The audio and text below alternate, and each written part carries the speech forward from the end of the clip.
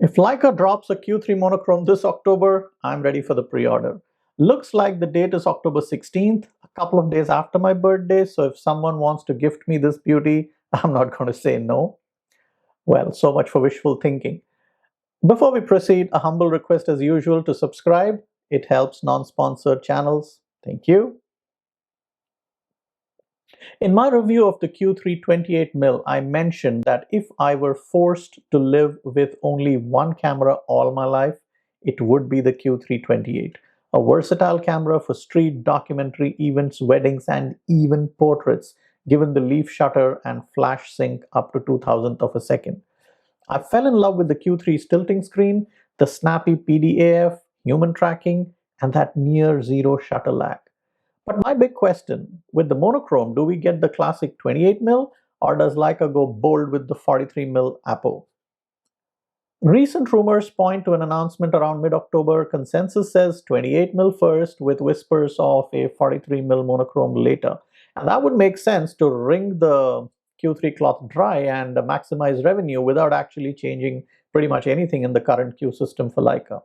What I loved about the current Q3, the articulating screen, finally, practical on a Leica Q for low-angle street waist-level discrete framing, and autofocus that just works.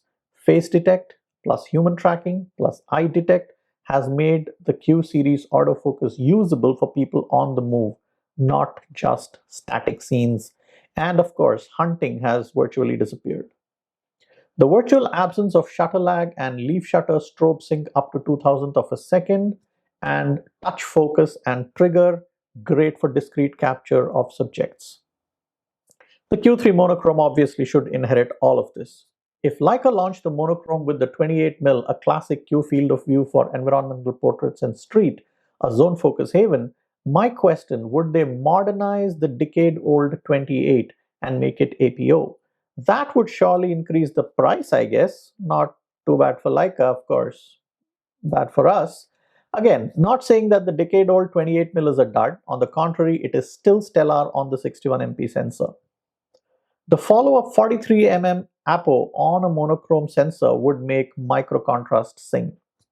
My wish list include built-in color filters for black and white.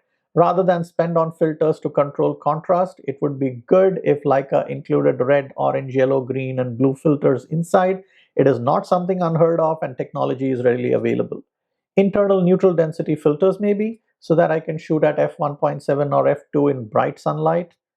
An autofocus algorithm bump would be good.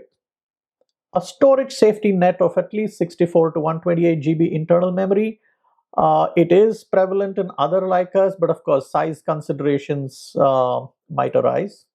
If Leica polishes autofocus behavior and gives us an APO refresh 28mm with inbuilt filters, inbuilt color filters, neutral density filters, and internal storage, the Q3 monochrome could be the most compelling street/portrait mono camera of the decade, maybe the century.